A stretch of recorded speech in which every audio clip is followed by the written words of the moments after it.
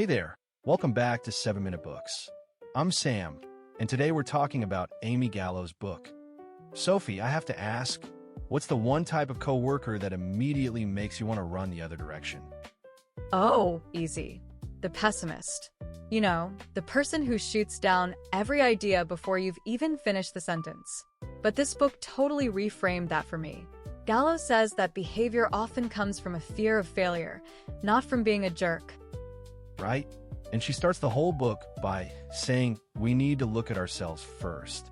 Before we label someone difficult, we have to check our own triggers. I remember a colleague who would interrupt me constantly, and it drove me insane. But Gallo would say, "Why does that bother you so much?" For me, it was because I felt disrespected, but someone else might not even flinch. Exactly. She calls those hot buttons. They're rooted in our personal history. So the first step is self-awareness. Ask yourself, what's my role in this dynamic? That's not about blaming yourself, but about reclaiming agency. You can't control them, but you can control your response. And then she gives you this toolkit of 8 archetypes. There's the pessimist, the victim, the know-it-all, the insecure boss, the torchbearer who takes on too much, the politicizer who gossips, the bulldozer who steamrolls, and the avoider who dodges conflict.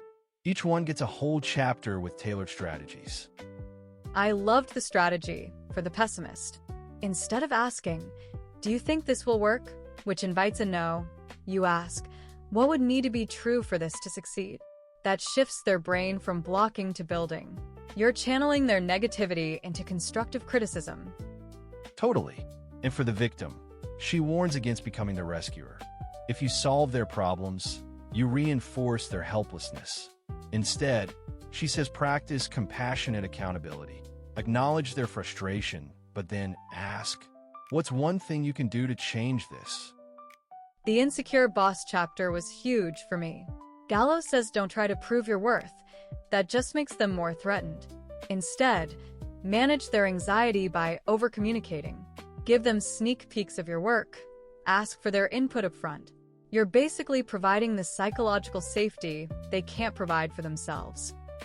And for the politicizer, the gossipy type, she says to become ungameable.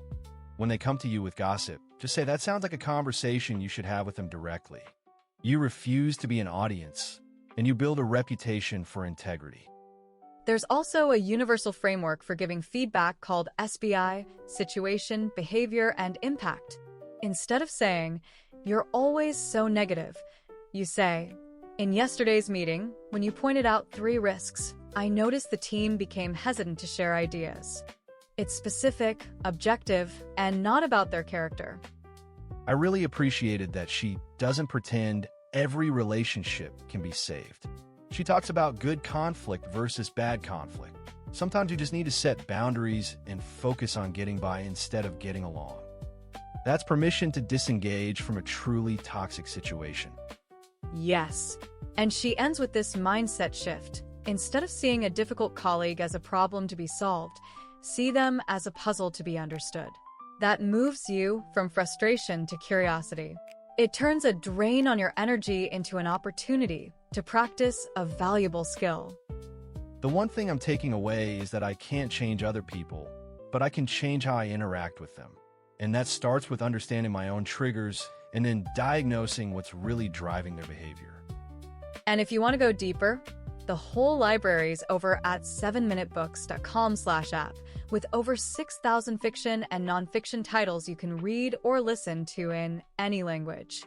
It starts at $2.99 a month, $9.99 a year, or $19.99 once for lifetime access. That's at 4. Sophie, any final thought? Just that the goal isn't to avoid friction, but to become a skilled conflict navigator. We'll see you in the next one.